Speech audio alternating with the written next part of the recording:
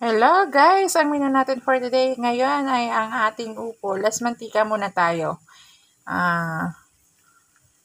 Hindi muna tayo magkikisa. Maglalaga lang tayo ng upo.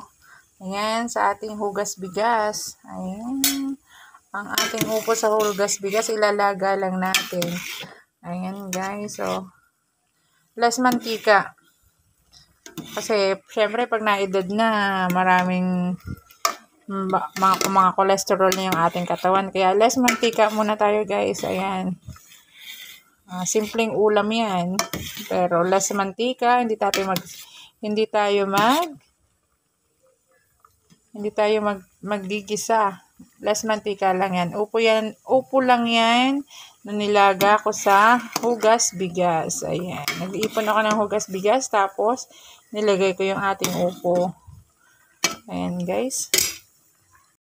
Then, nagaya tayo ng kamatis. Isasama natin yan. Kamatis lang yan. At saka sibuyas. Ayan lang yung ating sahog.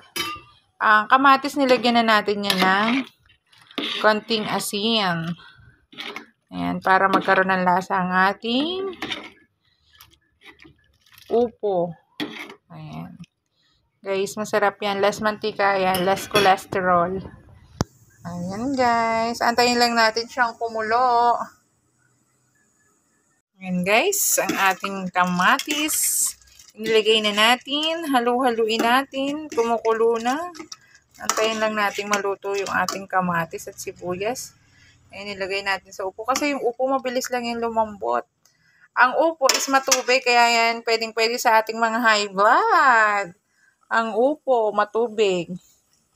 Then, pag napakuluan na natin yung ating upo, meron natira tayong isda.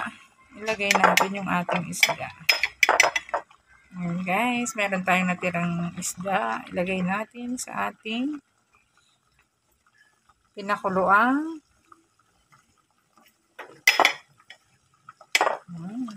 Ayan guys, ayan. O diba, may ulam na tayo. Kunting pakulo lang.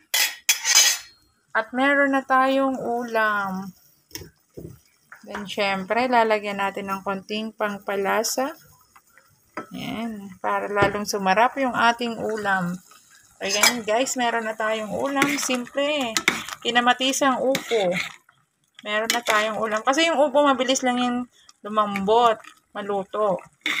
Kaya, konting oras lang, luto na. May ulam na tayo, guys. Halika, guys. Kain na tayo, guys. Ayan, guys. Nilagyan na natin siya ng natira nating isda sa rep. Inilagay na natin sa ating upo. Na nilagyan natin ng kamatis. O, ayan, guys. May ulam na tayo. O, diba? Simpleng ulam. Less cholesterol kasi upo. Diba? Walang mantika. Pero masarap na yan. Kaya guys, ano pang hinintay nyo? Luto na kayo. Thank you for watching guys. Bye-bye. Thank you.